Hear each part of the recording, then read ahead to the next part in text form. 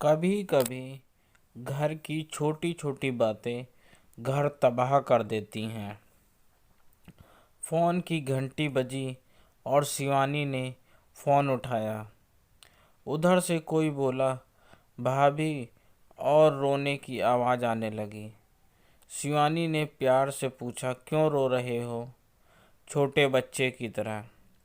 अमित रोते हुए बोला, भाभी, और फिर सुबकने की आवाज़ आने लगी।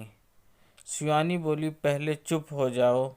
अमित थोड़ा शांत होकर बोला, भाभी प्लीज़ भैया को छुड़ा दो, मुझसे ऐसी बात मत करो, मैं फ़ोन रखती हूँ। शिवानी यह कहते हुए फ़ोन रखने लगी। तभी उधर से आवाज़ आई, भाभी प्लीज़ फ़ोन मत रखना। भाभी, भैया की गलती नहीं है। क्या कह रहे हो तुम? तुम्हें पता भी है मुझे तुमसे इस विषय पर कोई बात नहीं करनी। कुछ और बात है तो बताओ। भाभी, मैं जानता हूँ, अमित रूंधे हुए स्वर में बोला। शिवानी ना चाहते हुए भी थोड़े गुस्से से बोली, क्या जानते हो? यही कि भैया ने आपको मारा, और क्यों मारा ये भी जानता हूँ। अमित थोड़ा धीरे से बोला। शिवानी को अब गुस्सा आने लगा और वो थोड़ी तेज आवाज़ में बोली, ये सब कहने को तुम्हें किसने कहा? भाभी, किसी ने नहीं। मम्मी पापा तो किसी वकील से मिलने गए हैं। उन्होंने तो आपसे बात करने को मना किया है, अमित ने जवाब दिया। तो फिर क्यों बात कर रहे हो? तुम इन सब बातों में मत पड़ो, शिवानी गुस्से से बोली। कैसे न पढ़ूं? वो मेरे बड़े भाई ही नहीं सब कुछ हैं। मैं उनके बिना कैसे जीऊँगा? गलती मैंने की और सज़ा भैया भुगत रहे हैं। अमित कहकर चुप हो गया। तुमने कोई गलती नहीं की।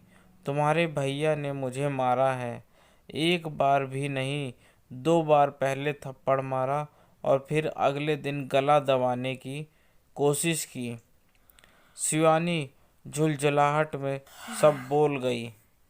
अमित भी चीख कर बोला, माँ ने कहा था कि उसे सच जान। उसने अमित की स्कूल की यूनिफॉर्म की टाई और बेल्ट क्यों छुपाई थी? वो भैया को बार बार फ़ोन करके परेशान किए जा रही थी। भैया ने बताया था कि आपने ऐसा कुछ नहीं किया। उन्होंने कहा, आप झूठ बोल रही हैं। आप चाहती ही नहीं कि मैं पढ़ूं। बस भैया को गुस्सा आ गया। मैंने सोचा भैया जब शांत हो जाएंगे तो मैं सच बता दूंगा। तुम क्या कह रहे हो? तुम्हें पता भी है? शिवानी हैरान होकर बोली। अमित धीरे से बोला, हाँ भाभी, मैं जानता हूँ मैं क्या बोल रहा हूँ। 24 जनवरी सुबह 5 बजे आप दोनों बेंगलोर के लिए निकल गए थे। मुझे लगा था उस दिन मैं स्कूल की छुट्टी कर लूँगा, पर मम्मी पापा बोले, नहीं, कोई छुट्टी नहीं, स्कूल जाओ। स्कूल में मेरा टेस्ट था और मैंने याद नहीं किया था।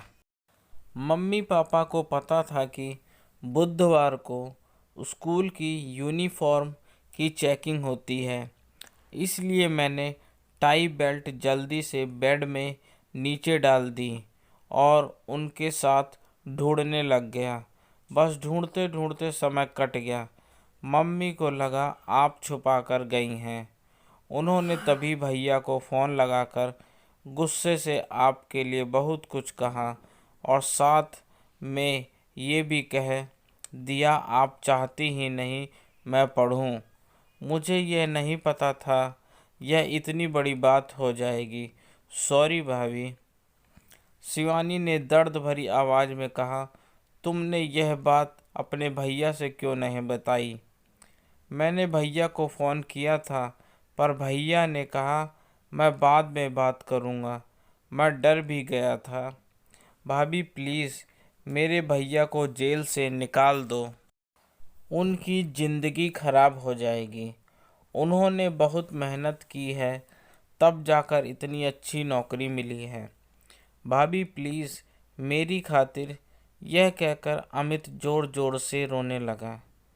शिवानी बोली, चुप हो जाओ, मैं तुम्हारे भैया को जेल से निकाल दूंगी, पर तुम प्रॉमिस करो तुम हमारी इन बातों के बारे में कभी किसी को नहीं बताओगे, अपने भैया तक को नहीं। आज के बाद मुझसे बात भी नहीं करोगे। शिवानी ने फ़ोन रख दिया। फ़ोन रखकर वो फूट फूट कर रोने लगी। थोड़ी देर बाद चुप हो गई और कंप्लेंट वापस कैसे लेनी है सोचने लगी, क्योंकि पापा ने ही वहाँ से थाने फ़ोन किया था और पुलिस रात को आकर पकड़ कर ले गई थी। तभी दरवाजे पर बेल बजती है। वह दरवाजे के पीप होल से देखकर दरवाज़ा खोल देती है और दरवाज़ा खोलते ही अपने पापा के गले लगाकर खूब रोती है। उसके पापा भी आंखें नम हो जाती हैं। फिर उसके पापा उसे चुप करवाते हैं और उसे कहते हैं, तैयार हो जाओ, थाने जाना है, FIR लिखवानी है। रात को सिर्फ तुम्हारे प्रोटेक्शन के लिए पुलिस उसे ले गई थी। शिवानी पहले अपने पापा को पानी देती है और फिर चाय बनाकर लाती है। पापा कहते हैं, चाय क्यों बनाई? शिवानी कहती है, पापा पहले मुझे आपसे कुछ बातें करनी है, और फिर वह बैठकर सब बातें बताती है। बातें सुनकर पापा एक गहरी लंबी सांस लेते हैं और कहते हैं, तो अब तू क्या करना चाहती है? दुखी मन से पूछते हैं। पापा मुझे कुछ नहीं करना, बस आप उस इंसान को जेल से निकलवा दो और अब मैं ज़िंदगी खुद ही जीऊँगी। अभी आपके साथ आपके घर जाऊँगी और नौकरी करूँगी, बस अभी और कुछ नहीं। उसके पापा उसके सर पर हाथ रखकर एक लंबी सांस लेते हैं और कहते हैं, बेटा वो तेरा घर है और सदा तेरा ही घर रहेगा। भावुक हो उठते हैं। फिर अपने को संभालते हुए कहते हैं, तू जो चाहे कर, बस खुश रहने की कोशिश कर। और खुद के आंसू संभाल नहीं पा रहे थे। ऐसा ही होता है बाप का प्यार। आए तो थे रोष से भरे हुए, ये सोचकर कि उसे सज़ा दिलवाकर ही चैन की सांस लेंगे, पर बेटी के आंसुओं और बातों ने शांत कर दिया।